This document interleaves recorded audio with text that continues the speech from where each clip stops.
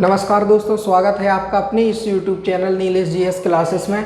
जैसा कि जो हम अपने प्रीवियस लेक्चर में पढ़ रहे थे, तो वो हम अपना स्केलेटल सिस्टम को पढ़ रहे थे या कंकाल तंत्र के विषय में चर्चा कर रहे थे, जिसमें हम लोग अपनी स्टर्नम अस्थि की चर्चा कर चुके हैं। और जो आज हमें पढ़ना है, तो आज हमें जो टॉपिक है हमारा, तो वो आज हमें लेके चलना है कौन सा, तो वो आज हम पढ़ेंगे अपना क्या, तो कशेरुक दंड की चर्चा करनी है। कौन सी, तो कशेरुक दंड की चर्चा करनी है। कशेरुक दंड को हम क्या बोलते हैं, तो याद रखना आप लोग, इसे हम बैकबोन के नाम से जानते हैं। बैकबोन मतलब, या इसे क्या कहेंगे हम, रीढ़ की हड्डी। किसकी हड्डी, तो रीढ़ की हड्डी के विषय में आज हमें बात करनी है।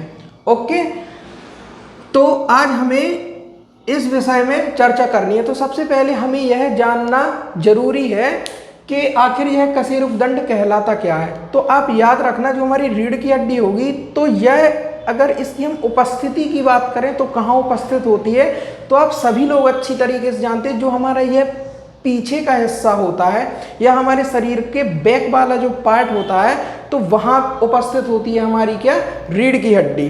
तो रीढ़ की हड्डी जो हमारी उपस्थित होती है, तो इसकी यदि हम उपस्थिति को देखें, उपस्थिति कहाँ होगी इसकी, तो याद रखना आप लोगों को, इसकी उपस्थिति होगी पृष्ठीय भाग पर। कहाँ पे होगी, तो पृष्ठीय या पीछे वाले भाग पर क्या होगी, यह उपस्थित होगी।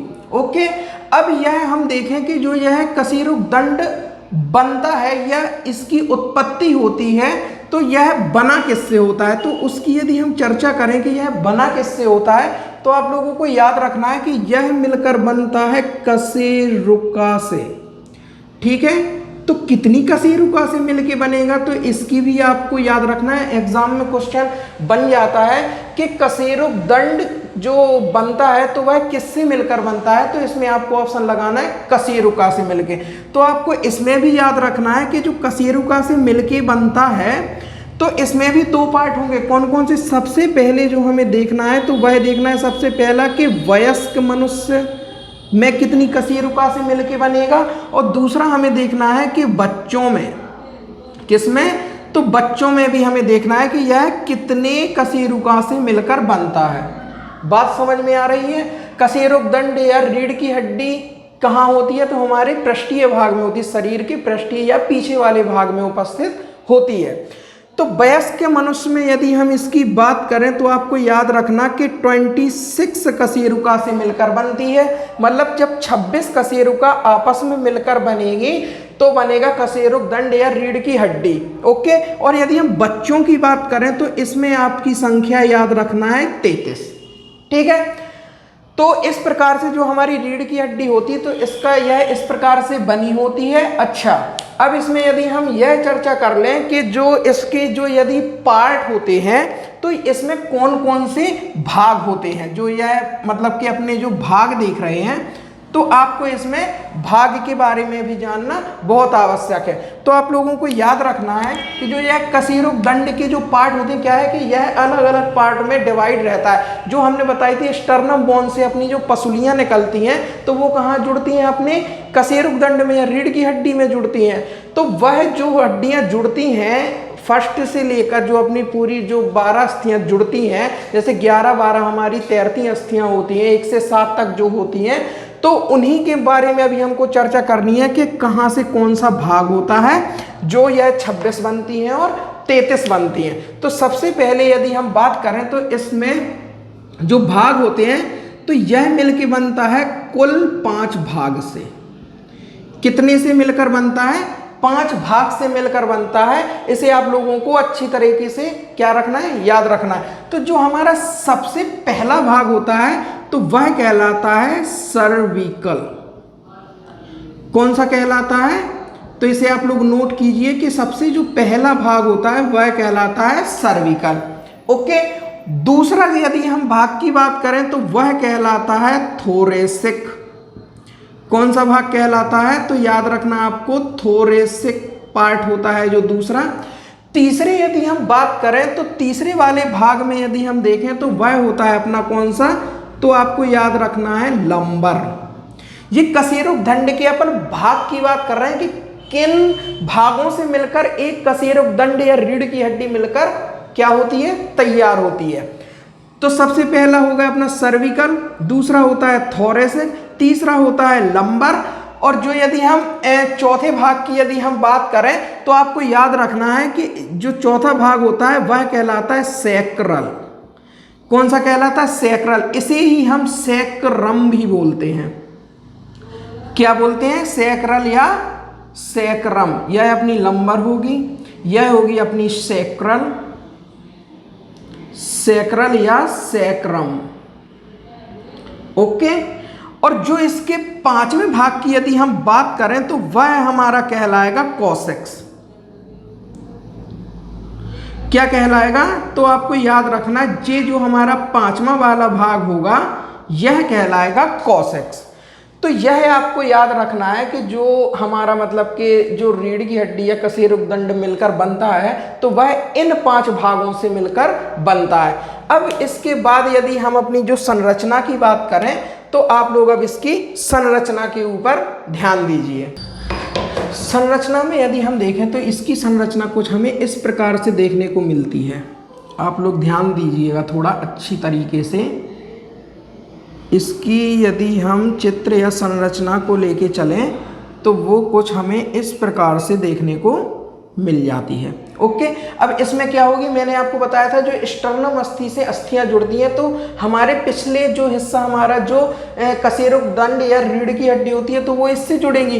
तो सबसे पहले आपको याद रखना है कि जो हमारी जो स्टार्टिंग की जो 7 पसलियां होंगी यहाँ से आएंगी तो वो आगे स्टर्नम अस्थि में जुड़ जाएंगी। ठीक है। तो यहाँ से जो हमें यह 7 जो हमारी यह संरचनाएं होंगी ये अस्थि हैं अपनी, तो ध्यान दीजिएगा थोड़ी।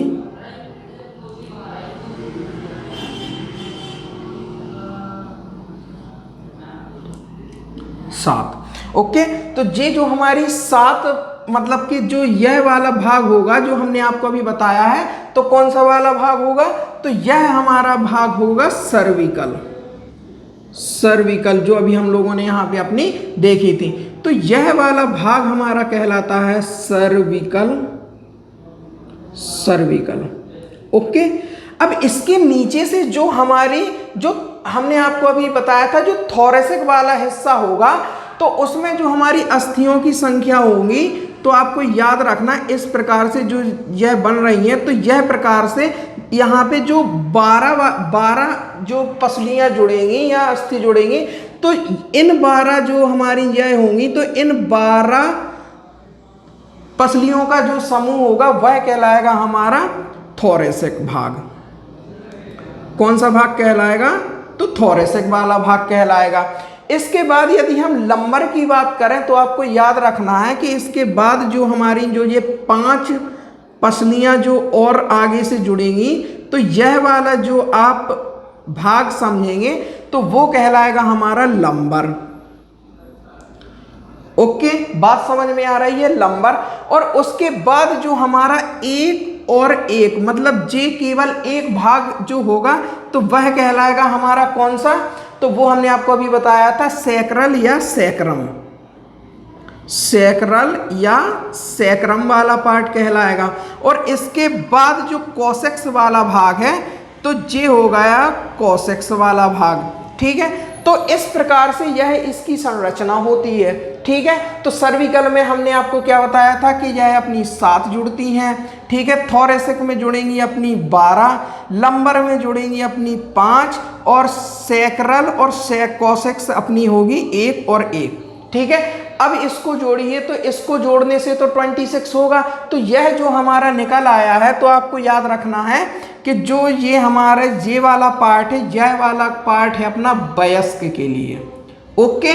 तो अब बच्चों के लिए क्या करेंगे, तो आपको याद रखना जो बच्चे होते हैं उनमें जो रीढ़ की हड्डियां या कशेरुका का जो समूह होता है तो सैक्रल में बच्चों के लिए, इसके लिए यदि हम सूत्र की बात करें तो सैक्रल की संख्या बच्चे में हो जाती है कितनी, तो 5 हो जाती है और कोसेक्स की संख्या हो जाती है 4। बात समझ में आ रही है।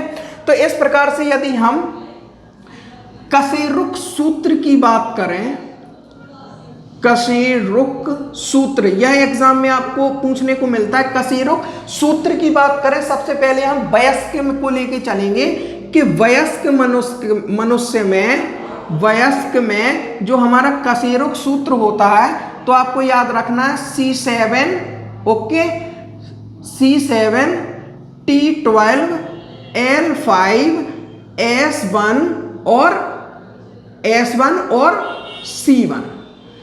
ठीक है, बात समझ में आ रही है। ये वाला अपना जो पार्ट हो गया, ये वाला हो गया सर्विकल, और ये हो गया अपना थोरेसिक, फिर हो गया अपना लंबर, फिर सैक्रल और कोसेक्स। हम लोगों ने इसके पहले भाग को लिख लिया है, तो यही अपना सूत्र हो जाएगा। ठीक है, और यदि हम बच्चों में इसकी बात करें तो आपको कुछ नहीं करना है। कुछ नहीं का मतलब क्या है, यह अपना सेम हो जाएगा C7 T12 L5 और इसमें हो जाएगा S5 और C4। तो यह अपना किस में हो जाएगा, तो कशेरुक सूत्र यह बच्चों में हो जाएगा। केवल आपको इतना याद रखना है। बात समझ में आ रही है। तो इस प्रकार से आज हम लोगों ने क्या देख लिया, अपनी रीढ़ की हड्डी या बैकबोन को देख लिया है। तो इस प्रकार से यह आप लोगों को बनाना है, ठीक है, और इसको याद रखना है। ठीक है, इस डायग्राम में हम लोगों ने सब देख लीजिए, 7 है। इसमें देखिए अब यहाँ पे हम लोगों ने खींची तो 3 है, लेकिन इसको अपन को 5 मान के चलना है कि थोरेसिक में कितनी, 12 और लंबर में 5 है। ठीक है, इस प्रकार से यह हम लोगों ने अपने क्या डायग्राम तैयार किया है। इस प्रकार से इसका डायग्राम रहता है। ये अपनी जो पसलियां हैं आगे स्टर्नम बोन से जुड़ी रहती हैं। जो स्टूडेंट आज हमारा पहली बार लेक्चर देख रहे हैं तो स्टर्नम बोन वाला इसका प्रीवियस लेक्चर जरूर देखें, तब आपको यह और अच्छी तरीके से समझ में आएगा। ठीक है, अब इसके आगे जो हमारी चर्चा होगी तो वो हमारी होगी कल के लेक्चर में। तब तक के लिए नमस्ते, जय हिंद, जय भारत।